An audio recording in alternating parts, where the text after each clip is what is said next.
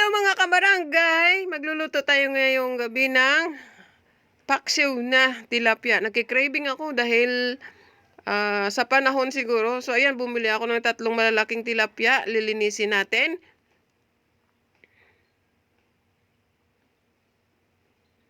Lilinisin natin mabuti. Pati plastic nililinis ko po yun. Bago itapon para maalis yung langsa ng pambalot ng tilapia. So ayan. Itabi muna natin dito. At lilinisin na natin ng todo ang ating tilapia na buhay. Sariwa pa yan. Basta tilapia, always sariwa.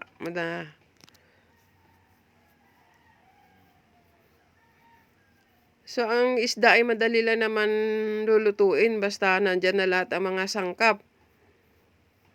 Kasi hindi naman tulad ng karne na ilalaga mo pa. So, ito ay gustong-gusto ko lutuin dahil mabilis lang lutuin.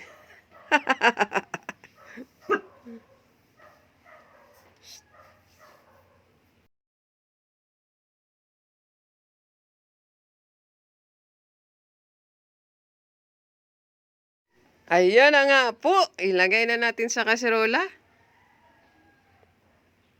Huwag nyo nang bilangin kasi 3 hiwa lang po yon. Ay 3 piraso, 6 na hiwa. Ayan. Ang susunod ay ilalagay na natin ang mga sangkap tulad ng sili, sibuyas, luya,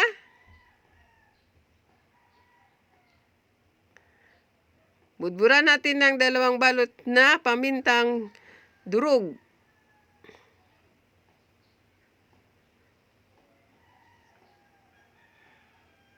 Lagyan natin ng konting asin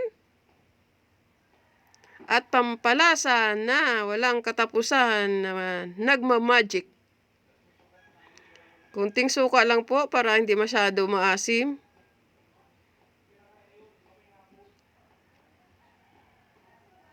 At atin nang tatakpan at ilipat na sa lutuan.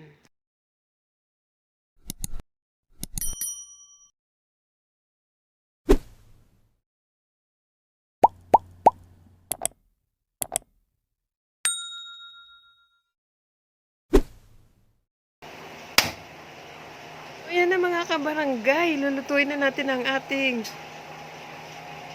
paksiw na tilapia. Ayan na ho, takpan muna natin, saglit lang. Ayan, buksan na natin uli para lagyan natin ng mantika. Konting mantika lang. Ayan na po, ang sarap, mabango na po dahil sa sili.